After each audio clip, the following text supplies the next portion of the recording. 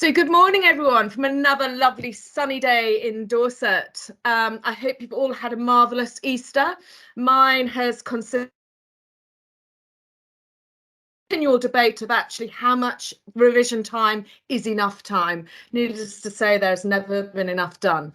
So this is a lovely break for me today to welcome you all today to our Logistics Manager virtual career chat with two of our very own previous candidates who are going to discuss the life in a day of a logistics manager from BBV, Balfour, Beatty, Vinci, and SCS, Skanska, Costain, Strabag. So sit back, enjoy. I'm going to hand you over to Angela. Over to you, Angela. Good morning, everyone, and welcome to our virtual career chat. It is a great pleasure to welcome you all back from the Easter break, which many of you may still be enjoying, like Caroline. So thank you for dialing in. And I do hope that you were all triumphant with your egg rolling and children, young and old, had a fun-packed day. Now, since our last call, we have seen the delayed 2020 Invictus Games commence. So we are proud to be in partnership with Invictus, and we wish all the competitors the very best of luck. Now, the disturbing and heartbreaking troubles in Ukraine continue. So with the people of Ukraine fighting so incredibly bravely, so our thoughts and prayers are with them every single day. If you are affected by this, please contact our team for support. Now, our chat this morning, as Caroline has said, is centred around logistics. And as Robert Burns once said, the best laid schemes of mice and men gang after glee. So if we fast forward to the 21st century, where time is money, you'll understand why logistics sits at the heart of our industry and is critical to the success of our projects. So this morning we will hear from veterans from Balfour, Beatty, Vinci and SCS. So we have Marcus Clark, Logistics Manager from BBV, joined by Holly O'Neill, Recruitment Business Partner from BBV. And we also welcome back Robert Hale, Construction Logistics Manager from SCS. So without further ado, I'll hand over to our first speaker, Marcus, and we'll switch our cameras off. Marcus. I'm Marcus Clark, and I'm the Logistics Manager for Balfour, Beatty, Vinci joint venture. So my background, I spent 26 years in the military in the Royal Engineers, and I joined straight from school at the age of 16. I joined as an apprenticeship, and then I got qualifications as a bricklayer and concreter through the army, and then very quickly I joined the bomb disposal, and then my career kind of took off from there. And then towards the end of my latter career, I went into a coaching and mentoring role at the Royal Engineers Warfare Wing, where I became a coach and mentor and started briefing the troop commanders courses. For my resettlement, it was very disjointed due to COVID.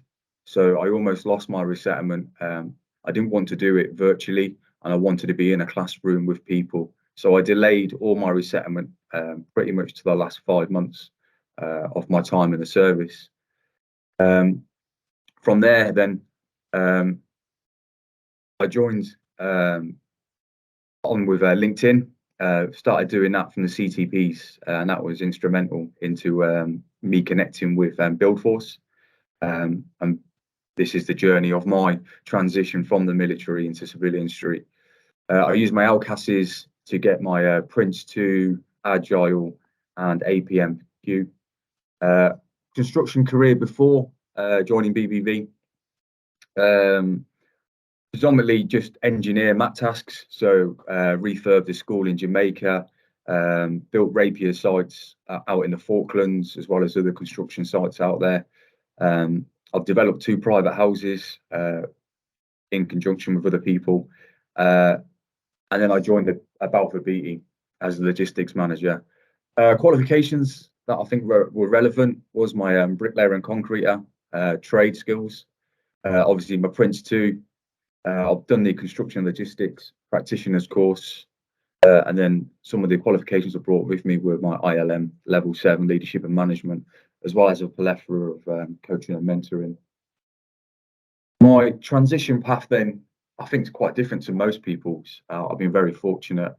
Like I said, I chose to do all my resettlement in a condensed period towards the end of my transition, the last probably the last 6 months. So what you see in front of you now, that's probably a 6-month window. I then was instrumental was linking up with BuildForce, and that came about from the CTP is developing my LinkedIn profile, and then from a LinkedIn profile, I engaged with Caroline from BuildForce, and they offered me the online seminars, interview techniques. There was a few interviews with them to gauge where I sat and how I dealt with and where I fitted in, really.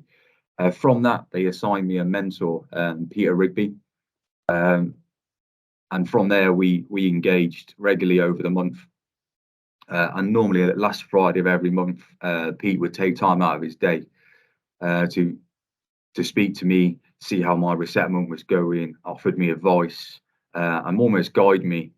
From these interviews, we started discussing a work placement. So with about 3 months to go, so October last year, I started a work placement. From the work placement, Peter Rigby offered me a job, or to apply for a job as a logistics manager for Balfour Beatty, which I attended, and then lucky enough I was successful, and then I started work officially after a 3-month work placement with Balfour Beatty on the 4th of Jan. So as a logistics manager then, my main aim is to manage the vehicles to and from site, as you can see on the screen there, predominantly everything to and from site. And Pete was really good. What he's done, as you can see there, he's given me the aggregates coordinator, fuel coordinator, concrete coordinator, and basically he's given me them bits by bit. So he's put me in into the team with the parent premise of learn these positions. Once I've learned the position, then I'll employ someone to fill those positions, and then I'll sit on top of them and run that team. So it's quite instrumental, really. What I cover is a 12-kilometre section, so sublot 2A of HS2, and it comprises of about 20 sites. My work balance is pretty good. I probably work 50% of the time in the office, and then 50% of the time commuting around the sites, engaging with the general foreman, site managers, dealing with the routes. And my day consistently prizes of dealing with problems, firefighting, I like to call it. And this is where the majority of the skills from the military have come in. It's all those soft skills which we take for granted, and just being able to communicate with people on the project. They're very focused on what they're delivering, be it for the works managers, the general foreman, site engineers. They all deal with their own little bits, whereas I link all my sites together. And the biggest thing I found was there's a lot of individuality, and what we bring in the military as a skill set is a very good way to harness all of those people, and just reinforcing it's a team. And most of the solutions are found by just getting people to talk, and that's what I do. I spend most of my day getting people to talk to each other, which is really good. Top tips that have helped me through my transition is I've done the Telford with Caroline induction day, and it's when you leave the military, once you've been in that big green machine, it's very hard to I struggled with what I was worth. Where did I fit in civilian street? What level, leaving as a warrant officer in the Royal Engineers, trying to find the level equivalent to, and then Peter was really helpful with this, so he put me in as a logistics manager. So it's those soft skills that you have inherently, and you just take for granted: your communication skills, your leadership, your problem solving, and it's that calmness under pressure as well. You know, they're priceless skills which are valuable, especially in a logistics manager role. Being able to deal with people's problems, just taking that time, taking that step outside the box, and everything comes to me as DEFCON 4. You know, everything's the end of the world. By the time you break it down and solve the problem, it's just a little speed bump. I enjoy that side of it. This is the good one. When you start talking to people about pay and stuff, just be straight. Tell them what you want. I learned that it's really simple. I remember having a conversation with I think it was Caroline, and I think I waffled for about 15 minutes on about when someone asked me what I was willing to earn. And then Caroline just offered me some great advice and just said, be straight. I'm on this now and I want to earn this or better it. That's the sentence that I used. And don't take your pension into account when you're looking for a job. Just forget about it. That's a bonus if you are in a fortunate position to have a pension as well, if you've done your time.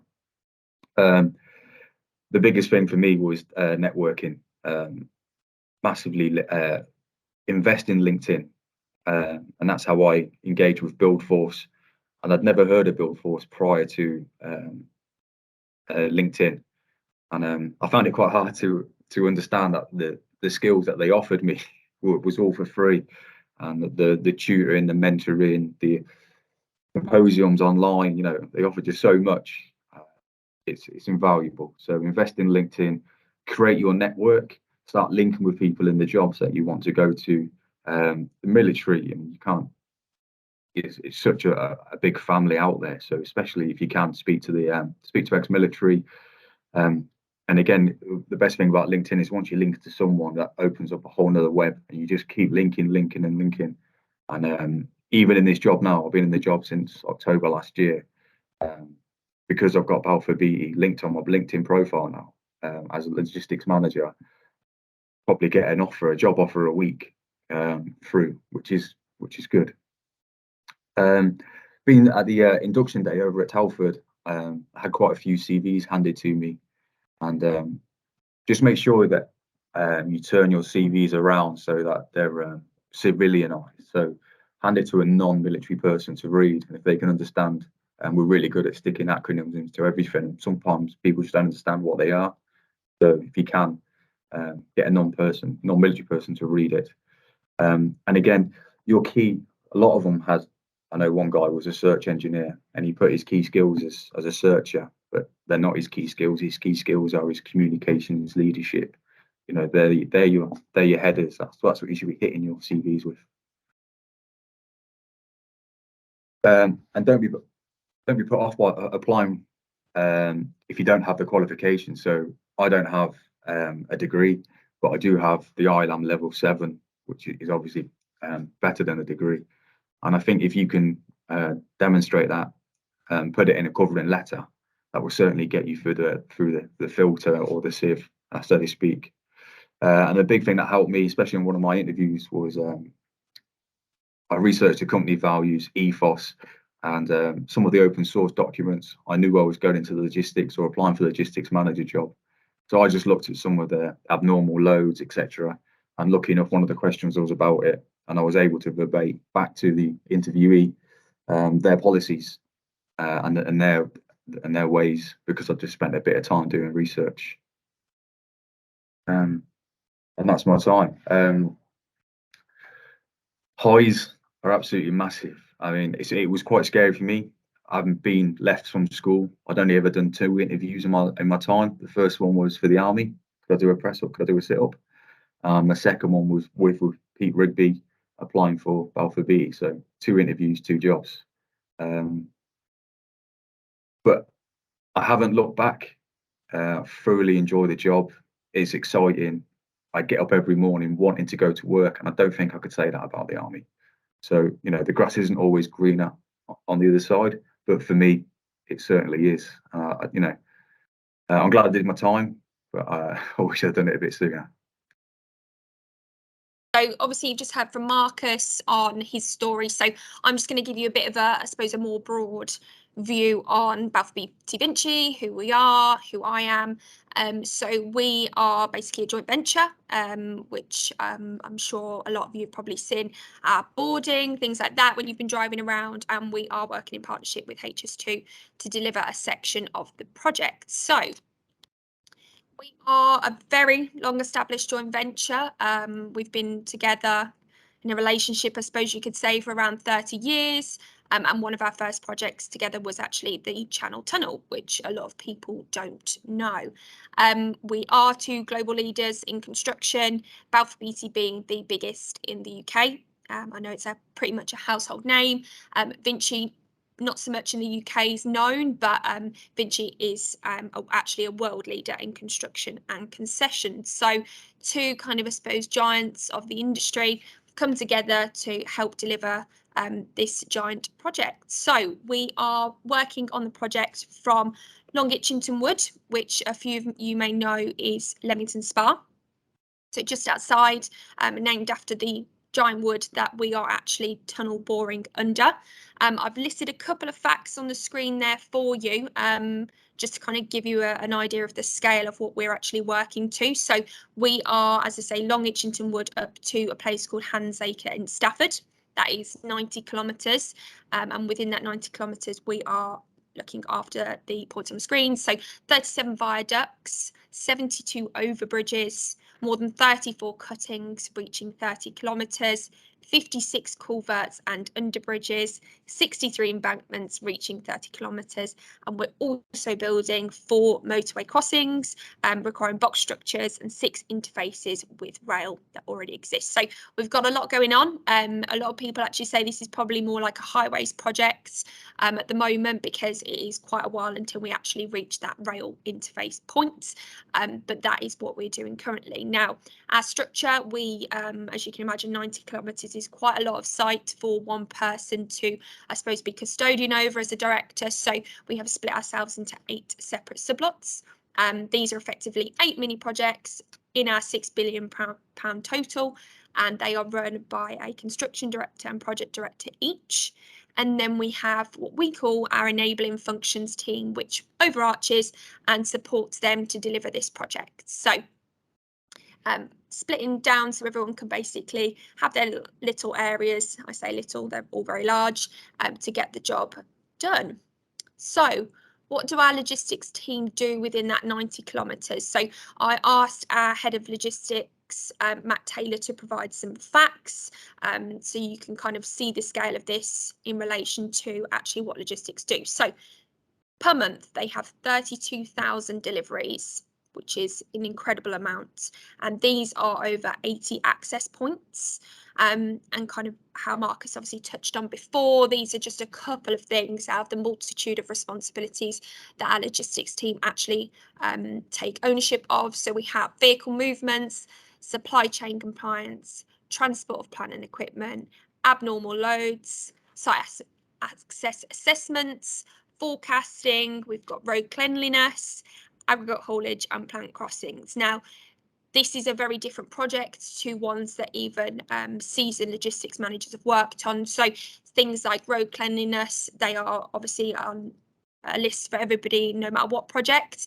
But as HS2 is our client, and this is to help bring the country to be a carbon neutral place to be, these are even more important points. So that's just a couple of the responsibilities.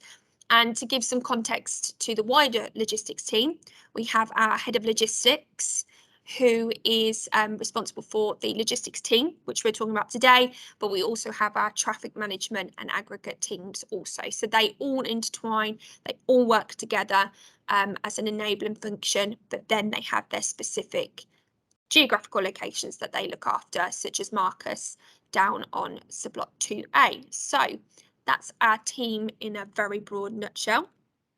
And to give you some context, we actually do have a video which I'm really hoping plays. Now, this is one of the loads that was delivered to one of our sites. So I'm going to play it and hopefully you'll see just the size, the scale. The police are even involved in this one to get it to site. So here we go.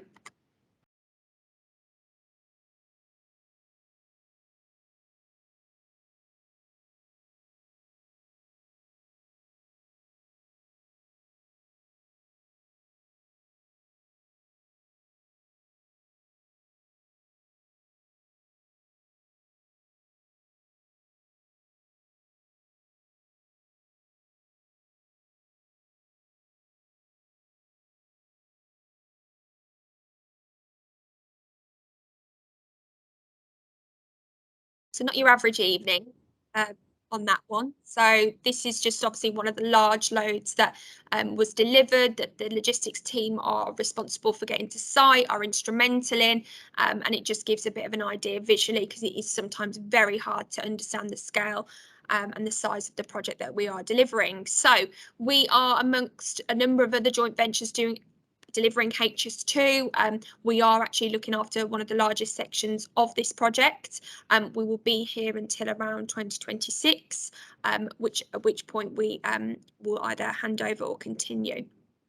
So logistics milestones, again, Matt Taylor, our head of logistics, has very kindly provided these as some of the really interesting points that he thinks should be taken away. So for those that don't know what a TBM is, and you're looking at my slide thinking, what's she going on about?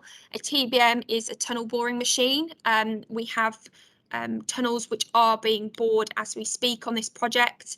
It's one of the most I suppose highlighted points on this project, and we're doing it, as I mentioned earlier, because of certain Long Itchington wood, for example. We are boring under that so that we don't have to uproot it. It is an ancient forest. We would not want to do that. That is not the point of this project. So we are boring, but I think it's about 20 metres down and under the forest, so that the train can eventually pass underneath. So we have to get these tunnel boring machines to sites, and there were two successful deliveries of this, one in 2020 and one in 2021.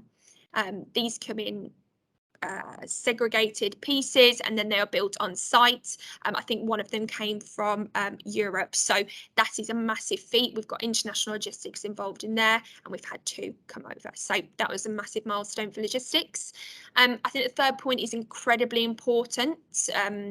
Less than 0.01% of driving related incidents while on HS2, and this is again taking into account that 32,000 deliveries per month, 30,000 of which are actually HGVs. So I think that's an incredible credit to the team. I think that is a show of who BBV are and how we can get this job done, and the logistics team are very proud of that. So, and then number 4, successful implementation of a plant transport team. So we are always looking at innovative ways to cost save, to also make the job easier, to make sure our communities are happy, and we have implemented a plant transport team, so that has saved 40 to 50% in cost, optimising our fleet, which is again is another fantastic achievement.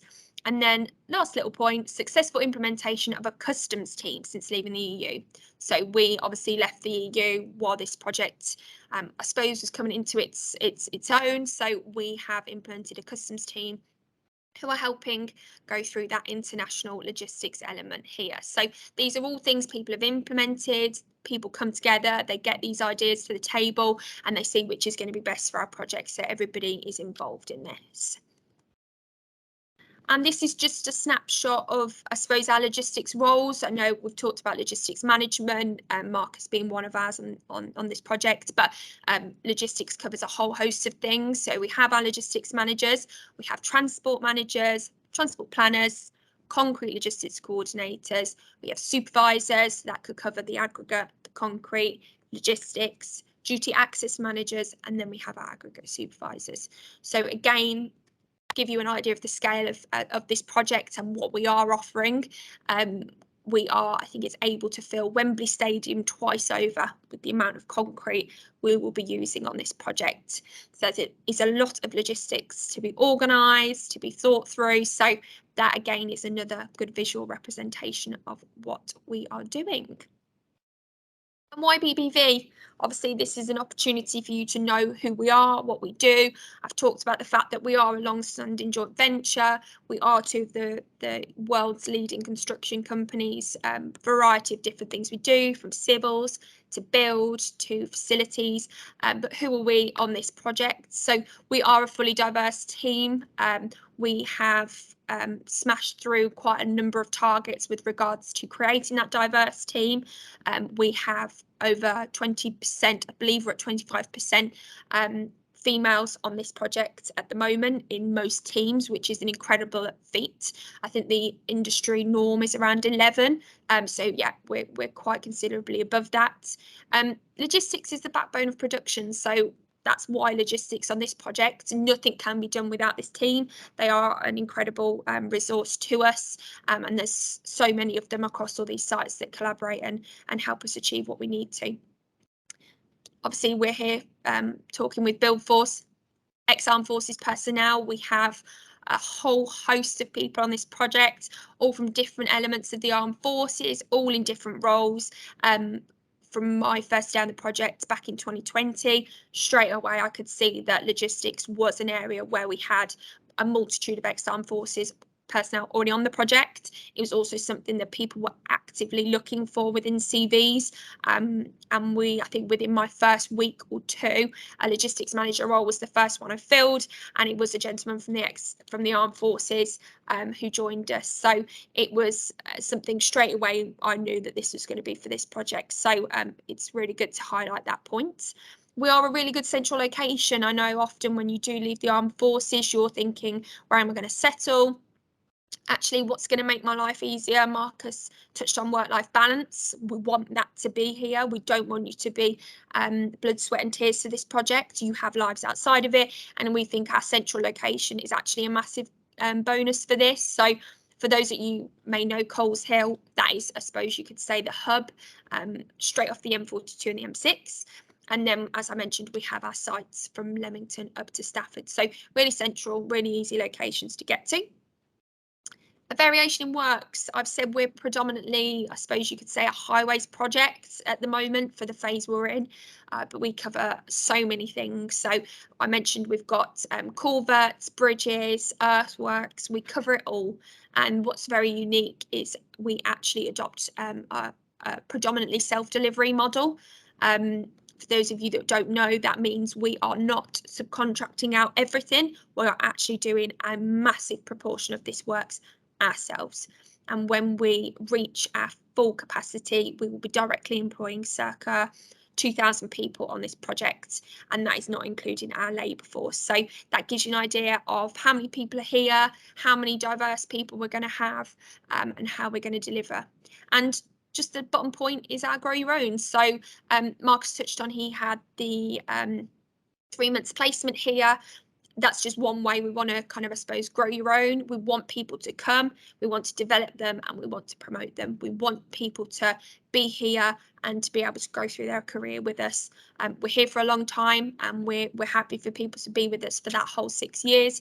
But actually, we're really happy for people to come. We will develop you for 2-3 years, and then we'll help you define what it is you're looking for your career long term. So the BBV is a great place for career progression, for development, training. We have a learning and development team here who actually have their own training centre, and that is on one of our sites. They do everything you can think of, and they're an incredible team on this project. So daunting, don't be daunted. We will be here. We will support you, whatever role it is that you come into, whether that be logistics, and we want you. We want you on this project. And that is all from me, Angela. Holly, that was incredible. Thank you very much. I think you're going to have everybody queuing up to get your email address at the end of this, so we'll get to that in a moment. But thank you again. We'll pass over to Rob Hale from SCS. Hi, Rob. Right, guys, good morning. Hopefully we will get the technical stuff working. Rob Hale, I'm a construction logistic manager for SCS Railways, which is, again, another joint venture from Skanska, Costa Industry Bag. Basically, we are doing the London bit of HS2, the London tunnels. Again, I will very quickly, right, where did I come from? Royal Air Force Logistics Officer. Started off in the fuels and movements. It's got a world, so fairly sort of generic logistics stuff. Found myself in the joint environment, spent 12 years with UK specialist units, which was kind of an interesting place to be. Ironically, I then found myself doing infrastructure projects with those guys, albeit in slightly more far-flung parts of the world. Upshot of it was, after 34 years, I finally left the military in March last year. Similar kind of story to Marcus. A few concerns. I was leaving the military at 50 plus into a workplace that was slightly chaotic with COVID. So there were a few questions. I'm thinking, right, what have I sort of stepped into? Interestingly enough, 18 months ago, I was kind of sat where you guys are. I was sat at home listening to lots of webinars, BuildForce one being one of them. And for me, that's where it sparked my interest, I suppose, with construction logistics. I thought it was something that felt comfortable. And it started me down the route with Caroline and Angela and the whole BuildForce thing. And it went from there. Obviously, because of COVID, that traditional thing of going around meeting someone, having a coffee and a chat wasn't really available. So a lot of chats on Teams, a lot of chats on LinkedIn, all of it useful. A lot of ex-military guys and girls out there, a lot of ex-military sort of bosses who all gave me sort of useful steers. So all good stuff. That sort of CV thing, again, useful. Started applying for jobs, then unbeknown to me, my CV ended up on the logistic director's desk of SCS, a guy called Mark Starolski. So I was sat at home doing my resettlement courses. Mark phoned me up out of the blue. Long story short, 3 months later, I started work here at SCS. And for me, why HS2? I'll be honest, it comes back to what Holly's alluding to earlier, that kind of work-life balance. I live in Northwest London. HS2 was literally on my doorstep. So for me, it offered a wide range of opportunities with, I'll be quite honestly, with an easy commute. And my commute to my current job is probably less than I was doing when I was in the military. So for me, it ticked a lot of boxes. So that's how I got where I am today. Right, a little bit about logistics and SCS. This is a busy slide, but don't worry, it will make sense. As I said, SCS, we're basically doing the tunnels in London. So we're starting in Euston, outside Euston Station. We've got 22 sites inside the M25. We end up at literally the M25, where we hand off to a line, the next joint venture, who are then heading up through the Chilterns. What does that mean? Basically, all our sites are in the middle of London.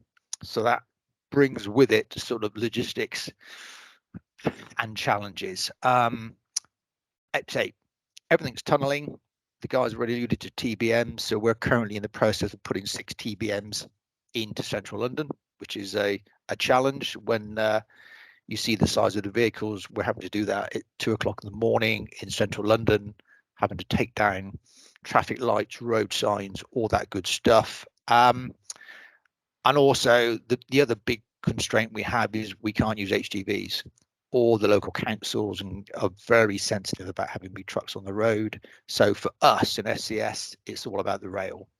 And also that, and I don't know if you see the slide, the central sort of piece there is where I'm sat at the moment. It's called the control tower.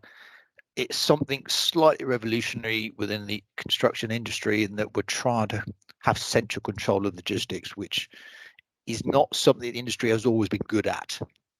It can get a little bit stovepiped and people tend to like to hold on to their own little pieces. The vision here, certainly for my director, is he wants to have like the global visibility of what we do. So that's what we're trying to do now in the control tower. So we're running all the sites, we're overseeing the TBMs, and most importantly, all the material that we're digging out of the tunnels is coming out by rail. What does that mean in real terms? Where I'm sat at the moment with railway siding, 2 trains go out a day. Each train equals 73 trucks. So that's 73 trucks are coming off the road in London, which is a big deal. Once we're all fully up and running, everything will be moved by conveyor. So the tunnel machines will be churning away. Everything will come out the tunnels in a conveyor belt, which will be dropped to where I am now and taken away by train. It's a challenge. Trying to get that working is a thing, but that's part of the day job. So in a nutshell, that is what we're trying to do with SCS. Let's say it's all about the rail. I think my favorite stat on this is 8 million tons, but someone's worked out it's equivalent to moving 1 million elephants. Not quite sure where we got that from, but it's a great stat. I love that one. Right, construction logistics. What is it for me? As I said, SCS, looking to revolutionize the way we do construction logistics. And for me, part of the day job is trying to make sure we have best practice on 22 sites. We have 22 sites split into three significant areas. Everyone has their own view. Sometimes they're not always the same. So for me, it's about getting that governance across the whole piece, making sure, you know, we all do the same thing. Another thing that consumes a lot of my time is staff training. I think Mark's alluded to it. What we're trying to do is professionalize construction logistics. For a long time, I think it's been seen as a supporting element with no real professional qualification to it. You speak to the engineers and there's a whole bunch of civil engineering qualifications and people get very excited about that. What we're trying to move forward is, certainly for our guys and girls on the ground, is give them a professional recognition of their skills. And we are moving towards it with HS2, and we're also working with the Institute of Logistics and Transport to try and sort of put this in place, and we are getting there. What else do I do? For me, it's a lot of my time is spent on innovation. We sit in the ivory tower, the control tower, but it's about management of data. Obviously, operations of this size generate a lot of information, and what we're trying to do is pull that together and understand the data. So vehicles compliance, loads, etc., etc. It's looking at the big picture. How do we do it better? Other big thing in London, some of the guys alluded to, mud on the road in London is a huge deal. The local councils get incredibly excited if we jump mud on the road, to the point where they threaten to shut us down on some sites. So for us, it's a big thing. What is that on my desk? We've come up with a very simple but very effective little app. People can carry on their phones, and it just gives a quick update. Where the mud on the road, is it bad? Is it good? Are we on top of it? Why do we do that? Because when we sit down with the likes of Camden and Hillingdon councils, we can show them the information that we're on top of it, that we're doing something about these things. And a big part of it is that sort of PR thing, because having the consents of the councils and stuff is an important thing, because without them, we don't get anything done. Also, I was doing MudCam, looking at artificial intelligence systems, basically to monitor roads, so we can sit here and not have to send someone out to walk along the road. The camera will do it for us. And again, this is something that we've just come up with. Hopefully, it will come to fruition. And again, it's all part of that being a good neighbour, I suppose, which for us in London is such a big deal. The other thing, electric vehicles and emissions. None of the vehicles we use in London are allowed to sort of be high emitting. They all have to reach what's Euro 6 compliance standards. If they don't come on site. So that's all our hauliers, all our contractors, all our vans. Every bit of plant has to reach emission standards, which is a challenge. But also for us, the next thing is electric vehicles. Now, for small vehicles, that's not so bad. You know, a lot of our road sweepers and things like that are electric, and that's the way forward. The challenge comes when you're trying to electrify a 50-ton crawler crane. That's a lot of batteries. So, but it's all part of the innovation. The industry is trying to embrace all this stuff. Yeah, and it's interesting times. Again, some of the guys alluded to traffic management. Yeah, having HGVs running around housing estates in London is never good, and I spend a lot of the time working with the traffic companies. Last week I was in Euston with the Met Police, walking around the road, stopping vehicles, explaining to drivers that they really shouldn't be driving past the primary school at 3:30 in the afternoon. That's not a good thing. But again, it's a constant battle. And the other thing on my desk at the moment, fleet management. Read that. Managing MT. We've got our own fleet of vehicles that we're trying to bring up to standard. Again, we have 22 sites out there. I'll quite be honest, it's a little bit like the Wild West. Everyone's running around with vehicles, but again, it's about best practice. So for me, It's about making sure we do the right thing and we're seen to do the right thing. So that for me is what consumes my day job in a nutshell. A few thoughts on it in terms of the military construction industry. Not everyone understands the skills that military personnel can bring. And I'm sat here, I'm probably one of the first military people in this particular building. People didn't realize, like my bosses didn't really realize that the stuff that you just bring with you. What I would say, okay, I didn't have it because of COVID, but investigate and understand the roles you may be interested in. I mean, do you want to spend all your time on site? Do you want to split it? I mean, like Marcus, I spend probably about 30% of my time on site. But that's a personal thing because I find I learn more when I'm on site. You have more interesting conversations. You actually find out what's going on. But again, I think you need to understand, where do you want to be? Do you want to be outside all the time? Do you want to be outside some of the time? Personal choice. So I said, get onto site, see the reality. I know a couple of weeks ago, a young lad from the parachute regiment came down. We walked around Euston, explained what all the different jobs are. I mean, you walk past a construction site, you see a lot of people running around in high-vis stuff, but they're all doing different things. So it's understanding what those people do and actually where do you want to be within that. I find about the qualifications, don't get too stressed with it. We go through resettlement, we all get really focused on qualifications and got to do this and got to do that. Honestly, for this job here, no one asked me anything on qualifications. It was more about the skills you can bring. And if they want you to do qualifications, certainly I found the industry provides. I've picked up a load of stuff since I've been here, and it's great. You know, you get put on all these courses and it's all good stuff. But when I came to the door, no one really batted an eyelid about it. And for me, the last point is it's flexibility. Can-do attitude, ability to work well in teams. Some of the guys already alluded to it. I have an example. A gentleman has just come to work for me through the BuildForce program, a guy called Graham. Again, didn't necessarily have all the qualifications, but he walked through the door, and the people I was with just went, he's the guy. And since he's been here in the 3 or 4 weeks he's been here, he's probably achieved more in that time than a couple of other people who have been in that role have done in the last 6 months, simply because got stuck in, got it done, worked well with everyone else. And now the other people in the office realize that actually there's a whole bunch of skill sets you guys bring that not everyone has. It's not always common.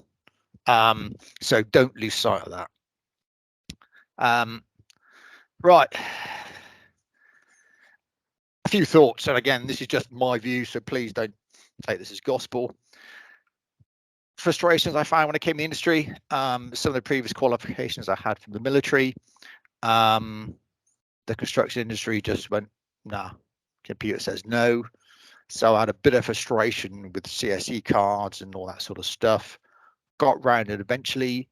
Certainly for the logistics side of it, I found the way through was through my membership of the Institute of Logistics and Transport. I upgraded my membership. All of a sudden, the computer said yes, so that was good. And also bearing in mind that even though I had to pay for it, Skanska, the company I work for, then reimbursed all my costs, and actually most of the companies will do that. So if you have to go off and do specific trade qualifications, keep the receipts. When you come in the office, you find most of the companies will reimburse you for it because it's just seen as professional development. So it's all good. Workforce, there are some very, very smart people in the industry. And I have to be honest, there are some people that come at 8 o'clock, go home at 4 o'clock, and that's it. It was initial frustration, I have to be honest, because I've never been in a workplace where people just turn around and blankly say, no, that's not my job, I'm not doing it. It's not always the case, but get used to it. Some people, sadly, are on the minimum wage and they will do what they need to do. They will not do anymore. So all of life is there, but fine. And that for me was probably the biggest change from the military, where everyone was very positive and proactive. But positives, yeah, very similar to the military in lots of ways in terms of the work ethic and stuff like that. For a lot of people, I found it quite an easy step across. It wasn't a major culture shift for me, so that was relatively easy. I think, as I alluded to, there was a role pretty much for everyone. So I think it's a case of getting out and finding where you fit best. Everyone is different. So, you know, don't get caught up into thinking I've got to do this or I've got to do that. There's a lot of different roles out there. And for me, it's an interesting place to be. Certainly with, I can only speak for SCS, but it's looking to innovate. People are trying to push the envelope forward. For us at the moment, for example, in London, it's all about emissions, electric vehicles, getting heavy vehicles off the road, doing things safer. And it's good. And I spend a lot of my time, it feels like plate spinning, and there's lots of plates, but that's good. Every day is different. Every day is a challenge. So for me, it's, you know, it's an interesting place to work. And the other thing that I found stepping away from the military was the whole discussion I think Mark's alluded to about salaries and bonuses and stuff like that. You actually sit down and have that discussion with your boss. And to start with, it feels a little alien, talking directly how much money do you think you're worth and how much bonus do you think you should get.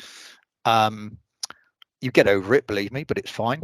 But for me, I know certainly on HS2, I get my travel, I get allowances, etc., etc., etc. So financially, it's good, it's rewarding. But again, everyone has their own thoughts on that. So again, you need to find your comfortable place and where you sit in that. But again, as an industry, it rewards performance, is what I would say, which is something in the military sometimes we're not always used to. So again, bit of a change in mindset on that one. Have I got anything else? I think that's about it for me, really. Has it been good? Yeah. Has there been the odd speed bump? Almost certainly. Has there been the odd frustration? Yes. But do I look back and think it's, you know, with any regrets? No, none whatsoever. So for me, it's been a pretty easy transition and a pretty sort of fruitful transition. So, okay, I'm a convert. But yeah, I would certainly recommend it. And again, outside of this, if people want to have a chat, come down and have a look at HS2 or a little bit of it, more than happy. I know our management here are more than happy to host people. They've become very pro-military, and I know we get a lot of CVs coming across, certainly my director's desk. I take the point that Mark is saying about some of the CVs. Be careful of your wording, because I've been called a lot of times to translate what a section commander is, what a platoon commander is. Be careful of your wording, because that doesn't easily translate. But happy to have that conversation offline if you wish. And that is about me. Say, if people want to get in touch with me, please do. Failing that, I think that's me. Rob, that was incredible as usual. Thank you very much for that. If I could ask our other speakers to put their cameras on, please. If you do have a question, just raise your hand or type it in the box. I think Rob's just taking his screen off there. So I'll kick off with a couple just to get us going and warm us up. So Marcus, so I'll start with you. So thank you very much for that. Now on the qualifications, Rob referenced the importance or lack of importance on qualifications. You mentioned that you had Prince 2 and construction logistics practitioner and a couple of others. Were you asked for these by your employer during the interview process, and linked to that, did the qualifications actually help you anyway? I think I wasn't asked for any qualifications. Peter Rigby came to me, having engaged with me, and obviously I told him what I brought to the party. From that, the job offer came. My biggest fear, especially for me, is when I was looking through the CTP, was a lot of the jobs, degree this, degree that, and because of COVID, I kind of dwelled and I started all the tuitions and stuff, you know, the processes of it, but life got in the way, and before I know it, I was out the door. But having engaged with you guys, you know, I was put off by degrees when I was looking for the job interviews and job specs. And I didn't understand a lot of the job specs. But I think it was advice from you, Angela. There was, you know, sell what you've got. And, you know, when you start, it's really bizarre when you start emptying your drawers out in your loft and you start putting all your qualifications, the civilian ones that are your relative. It's amazing at how many you mass and actually how many are important, and not necessarily with your job. It's more for me that they gave you a grounding or an understanding. So when you did do your job, you've got that little nugget. And for me, I call it Lego blocks. I mean, I probably came here with no Lego blocks. Every day I add another Lego block to my knowledge skill sets, and it's just built. And I've got a wall now, and it's just building every day. And yeah, so don't be put off by qualifications. Certainly, your military qualifications, advertise them, be proud of them, and they will get you a foot in the door. And you know, yeah. Okay, we'll ask Holly more about that in a sec, but just another one for you then. So the parallels between military logistics and industry logistics, what are they? They're very similar, absolutely. I mean, I finished my last 10, 15 years running projects anyway, project management. It be so military, developing explosives, bringing tools and equipment to the wider EOD community, and delivering those projects out. So when I came to logistics, even though I'd never technically been a logistics manager or a logistics title in the civilian world, the transferable skills were massive. So the CLPs is the main one I deal with, as the construction and logistic plans. When someone said that to me, I didn't have a clue. It's an admin instruction for the military guys amongst us. I deal with admin instructions, produce them, tell people how to get to site, where to get to site safely, what they can and cannot do, times, everything that you'd expect that's in an admin instruction. It's just classed as a CLP. So nothing was a shock. The hardest thing was terminology, is leaving the military terminology, which I'd spent all my life and no one knows how to interpret it into civilian street, is cross that street, take off my uniform, and now I'm in the construction world. There is more acronyms in the civilian world, construction world, and I'm still learning them every day, but it's exciting. So yeah, transferable skills, logistics, it's just a title. It's, if you can, I call it leadership. If you can lead, you can get into logistics. Okay, that's a good point. And I think probably just two things there. The job descriptions that we issue out for roles, they are a little bit generic. So there is stuff on there that's not that relevant. So don't let it put you off. Again, just as you said, everything can be translated. So very much what we do in industry, I mean, companies like Wilson James are kind of military based. So that was their foundations and that's where their learnings came from. So they brought some of that into industry and we've developed it and snowballed it from there. So there are a lot of parallels, but it's just good that you found that also. A quick question for Holly. Holly, you spoke brilliantly about BBV's role on HS2. Can I ask what you actually enjoy most about working for them? Oh, it's probably the thing I enjoy most, and probably the thing that I struggle with most, if I'm being perfectly frank. So because of the time of the project we're at, so we got notice to proceed, I think it's back in April 2020. We're still very early on in what we're doing. So I would say, I always say to people, we have 6 months at a time where things are 6 months, that's what we're doing, this is our aim, and then the next 6 months it completely changes. Right, well, here's our milestones. So we as a recruitment team adapt and the site teams adapt. So that's my favorite thing, because no time is the same. It's so different. And I'd say a 6 month period, we've got our milestones, we'll achieve it, move on to the next thing. And at the same time, that's also probably the biggest challenge, because you have to adapt constantly every single day. But it is the best thing because it doesn't get boring, it doesn't get stale.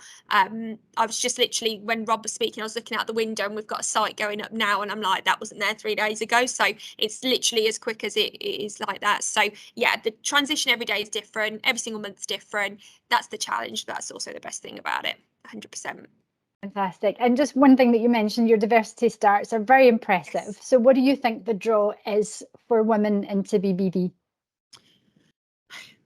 We've done a big piece. Well, firstly, the recruitment team is very I would say heavy female at the moment. So I think it's very much for us, it's like a focus. I think a lot of us have worked in construction before, and we then saw coming to here how we actually were targeted against getting women into construction. So it was then a massive thing of, right, well, how do we actually do this? One of the big things is there's quite a number of exec members now that are actually female. So we've got a head of commercial, our commercial director is female, our procurement director is female, our head of skills is female. So that's a massive thing for us that we can promote. A lot of heads of departments are female, which is a massive push. I also think we are challenging people to shift their mentality as well. So we do a training for all new managers on our projects that I help deliver, that basically tries to shift out the stale mentality of this is a male environment and really say, no, this is an environment for everyone. We are quite vocal about certain things on LinkedIn and pushing that, look, we've got every role possible. And I think once we engage people, they actually realise we have everything from admin to project management. So I would say we're fresh, we're new, because it's a project. It's not a company necessarily that you're coming to work on this project. It's your baby. So that's a massive drive for people. I think they get the sense that this is ever changing, and hopefully we are being we're doing what we're saying in terms of getting women in and proofs in the pudding. So when they start seeing actually it's the head of commercial is female, we're not talking, we're actually doing. So I do think that helps, and that's what's been a draw for us. Okay, no, thank you for that. I've got that dreaded question on what makes a good CV and what makes a good interview, but I'll come back. I'll give you a couple of minutes to think about that. I'll come back to that one. So a couple of questions to Rob. Rob, it was fascinating because you talked about during your transition, construction logistics sounded interesting. So can you explain what it was about it that fascinated you over the other careers in construction? I think it's probably slightly more practical, slightly more hands-on. I think that's something that appealed to me, having come from the military, where I was a little more at the work face, I suppose, than the office. So I think it's that practical mentality that you can bring to the problem, because it is a very practical industry. You know, I mean, don't get me wrong, some of the engineering stuff I don't even claim to understand, and my eyes glaze over when people talk to me about some of the concrete and stuff. It's like, yeah, passes me by. But in terms of physical stuff, it's something I understand. You know, from coming from a military point of view, you kind of get it. So for me, it felt a comfortable fit, as opposed to perhaps a slightly more academic sort of step, I suppose. You know, you can look out, you can see the site, you can understand what's going on. You go, yeah, okay, I get it. You understand the problems. It's trucks, it's trains, it's big stuff moving around. And again, linked with that, you're dealing with people, and you understand that actually you're asking guys and girls, you know, middle of winter, it's not a great place to stand outside. You know, you can appreciate what people are doing because you've been there and done it. I'm not saying, well, I want to go and do it again, but you understand that, you know what, it's a physical thing. You appreciate the human aspects as well. And that, for me, is that crossover with the military thing. You have to understand the person as well. So you understand the big job, but you also understand the human bit, because that's just as important. So that, for me, was a kind of a comfortable place for me to be, I suppose. Yeah, I like that answer. So on that then, so on a day-to-day basis, it does sound as if there's a leadership management component to the role where you are interacting with so many others. Is that true of the junior logistics roles, like an assistant logistics manager? Is that more senior logistics directors? I think we have three areas, and we have assistant logistic managers, and then we have area logistic managers, and then assistants, and then duty access managers, a bit like the other projects do. And I think what we're keen to do is to get the guys and girls, you know, enable them, upskill them, make them, you know, I alluded to that professionalism. So, you know, logistics is seen as a core skill, and it gives them the skills and the knowledge. And yeah, every now and then you go on just a bit of a chat, a little bit of mentoring. How are people getting on? And actually, but also, you know, as we all found out the military, you know, you get as much from speaking to the troops sometimes as you do speaking to the bosses. And a lot of the good ideas that have come forward, certainly a lot of innovations have come from the the guys and girls on the ground, because they said, have you thought of this? Have you thought of that?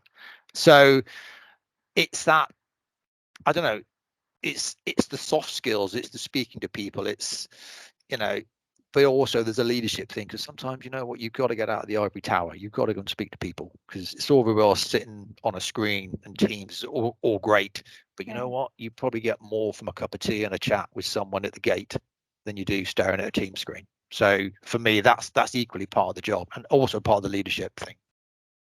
You know, I love that. And I just in terms of the broadness then, a question to Caroline. So in terms of the logistics roles that we've filled at BuildForce, can you confirm the broadness of those roles and the ranks themselves? What ranks have actually secured logistics roles?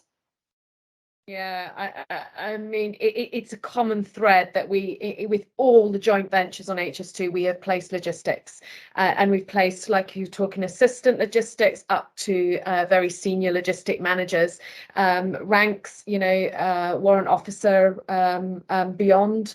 Rob Hale recently was fantastic with a veteran that I'd been working with for it got to been a couple of years now, and he had fallen out of work, was desperate to get back into work, but obviously there were gaps on his CV, but he had fantastic transferable skills, and he just needed someone to see that and to give him that opportunity. And we on site managed to give SCS that opportunity, and he's now, like Rob I think mentioned earlier, he's flying and he's loving it. And but you know, he stuck at that, and he bared with it, and we worked together for 2 years. So, you know, message there is don't give up. But logistics is massive on HS2. I'm always getting calls from Holly for logisticians, so it's a massive growth area, and not just on HS2 but also with our wider alliance. I was going to say there's a couple of questions that have come in on that. So in terms of opportunities in Hampshire and the South Coast. Yep. So again, just refer back to Caroline. That was a question from Trevor. So just on that, and again, the kind of Staffordshire area. So Holly, are there BBV's opportunities outside HS2? So for example, for me, I wouldn't have any opportunities personally in Hampshire and the South Coast. Our project is just Leamington up to Stafford. So to answer the question about Stafford, I think that was from Lee. Yes, we have 2 sites close to Stafford, one in Lichfield and one in Curdworth, kind of Kingsbury way, if anybody knows that. So yes to that one, no to Hampshire and the South Coast for our joint venture. I couldn't comment on the parent companies. Obviously, they're UK wide, but for this project, for us, it would just be Leamington up to Stafford. Okay, Trevor, but we'll help you with that. There are employers nationally who are in the Hampshire and South Coast area, so there will be opportunities. Lee's also asked, at what point should I apply for a work placement? And I think the answer is as soon as you possibly can. Sometimes it's to cut your teeth to find out if that's the role you actually want to do. And then other times at the other end of the scale, that's the employer you're targeting, and it gets you that foot in the door. So the work placement is just that really useful tool all the way throughout your transition. So absolutely seize the opportunity. Some mentors are good at offering work placements, but Caroline holds that. So make sure that you kind of revert back to her. So Holly, just that question then, obviously where you're touching so many candidates, what makes a good CV? And again, secondary to that, just what advice would you give to the military community in terms of navigating their way through an interview? Yeah, I mean, I think Marcus touched on it slightly in terms of, like, I have minimal knowledge on what it is you guys do in the armed forces. So you need to put your CV almost like you would be speaking to a child. That's the way I'm going to put it. And that's not just for armed forces. This is for everybody. You can very much overcomplicate your CV.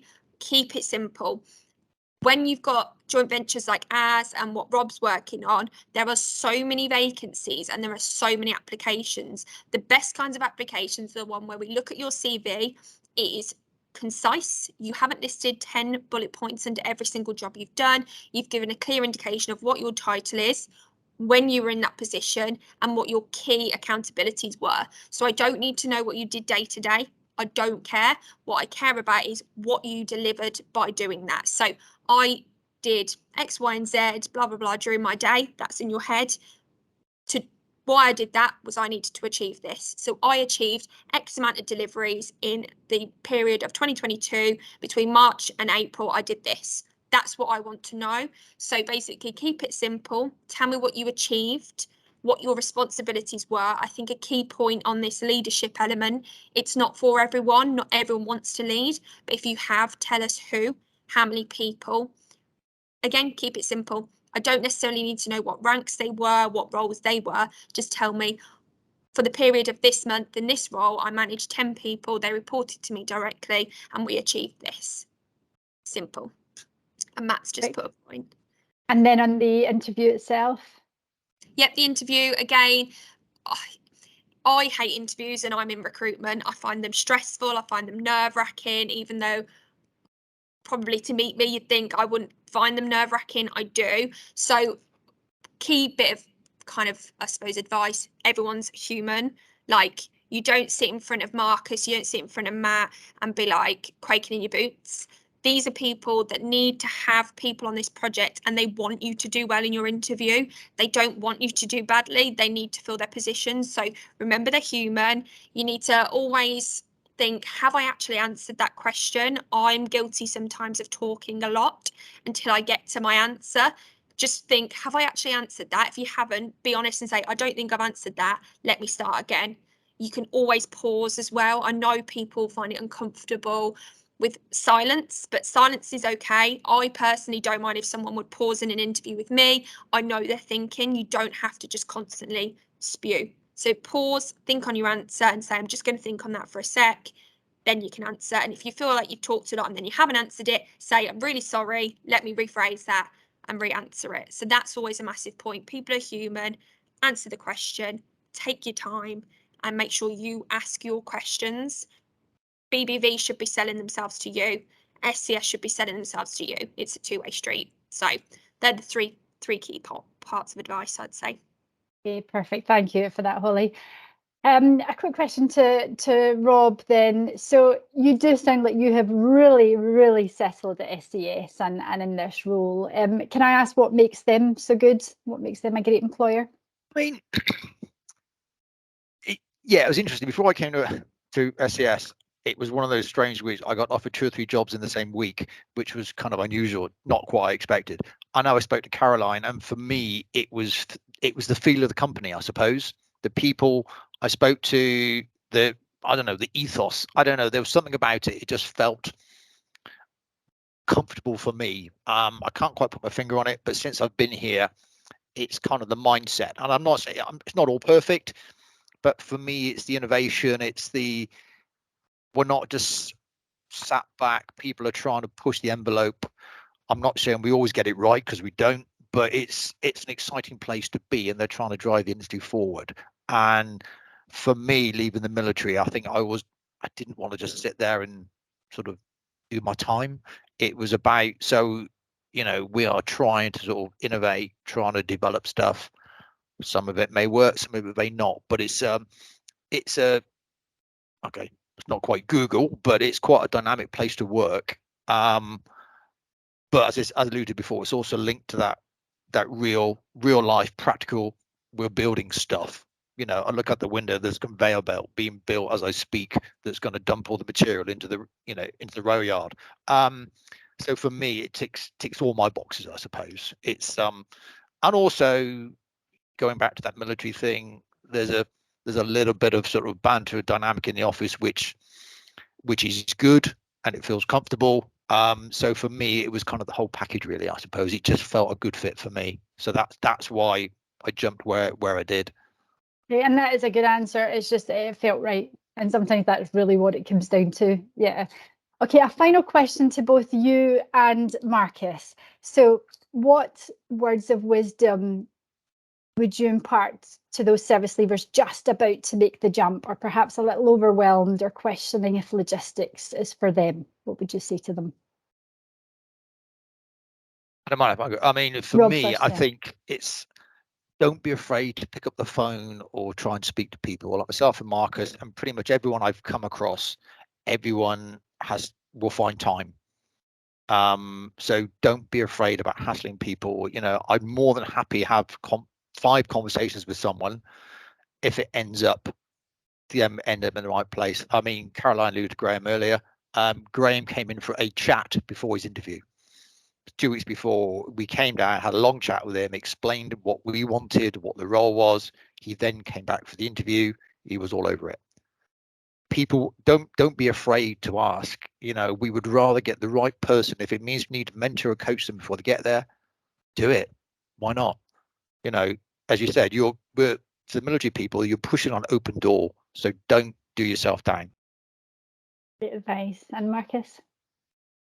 It's what you're worth. It's who you are. I mean, it's what made your career in the military be successful. It's what I found is we are so more open to talk to people, to get people together and communicate, and it's just being able to talk to people, which you do every day in the military. Whereas I find here in the offices and out on the ground, you know, people don't communicate, whereas we just inherently do it, and it's second nature. So you are a commodity. You bring so much to whichever business that you join, and you're a desirable product. Right? You know, people want you for not necessarily for your qualifications. There are jobs here. I know Pete Rigby employed someone solely because he was a Coldstream Guards, and he just wanted that directness. He wanted that infanteer to go onto site, and he's assistant trainee foreman now. But he wanted that authority. He wanted that directness. And that only came from the military. So that's what they want. The employees are looking for ex-military. So be positive. It's not as scary out there, and look forward to it. I mean, it's exciting times. Well, listen, thank you to Marcus, Holly and Rob for their incredible contribution today. The transition from the Armed Forces to a career in logistics is both achievable and it's highly rewarding. We have heard from excellent employers today, Balfour, Beatty, Vinci and SCS, and there are many more besides. So with tried and tested pathways into logistics, this is an incredible second career with many rewards for you. Now, remember, you are not alone. BuildForce are here to support and guide and help you as you transition. So please get in touch if you have any questions and we'll help you take this further. And I'll pass back to Caroline to close. Thanks. And so I'd just like to close this saying it's always, for me, working with our candidates, a personal joy to have our candidates come back on the other side. You know, both Rob and Marcus have been shoes listening to these virtual career chats, and now they're on the other side as employers. So great thanks to you both for supporting us. One word of warning, Marcus and Rob will agree, you never escape. Mentors to the program, so they're there to support you. They'll always answer my calls and my requests. So, you know, we've got two really avid you know, supporters here, supporting you into the sector to give you those chats, to make you realise that you know, you are wanted and where you sit in the sector. So thank you all. And Holly, you were brilliant. Holly is my star in BBV. She has been a conduit to a lot of our candidates getting employment within BBV. So a personal thanks also to Holly. Thank you. So next week we have another virtual career chat. We're doing one after the other this month. We have American multinational engineering organisation AECOM joining us. So it's the whole company, and we'll have different areas of the business discussing what they do, how they got there, and their military transition. So one not to be missed. So let me know if you would like to reserve a place. And also, there was a question there, what opportunities do you have in Staffordshire and the South? We have our face-to-face HS2 specific Insight Day, so not to be missed. So there will be opportunities from the Midlands to the South, because it will be all of our joint ventures there and the supply chain on the 26th of May. So really not one to be missed. And BBV are hosting that on their A46 compound. It's kind of Coventry based for those that not sure where A46 is. Google Maps helps. So email info@buildforce.org.uk to reserve a place on either of those, and look at our events page. We've got events coming up to the end of the year. So now I'm going back to my revision hell and also my jungle of a garden, because I am am on leave, not the most exciting leave I've ever taken, but it's necessary. So enjoy the rest of your week, and thank you to all our marvellous speakers. And please, any support needed to our other listeners that aren't here but are listening to the recorded version, please do just get in touch. We are here to support you as required. Okay, thank you all. Take care. Thank you, everyone. Bye. Thank you.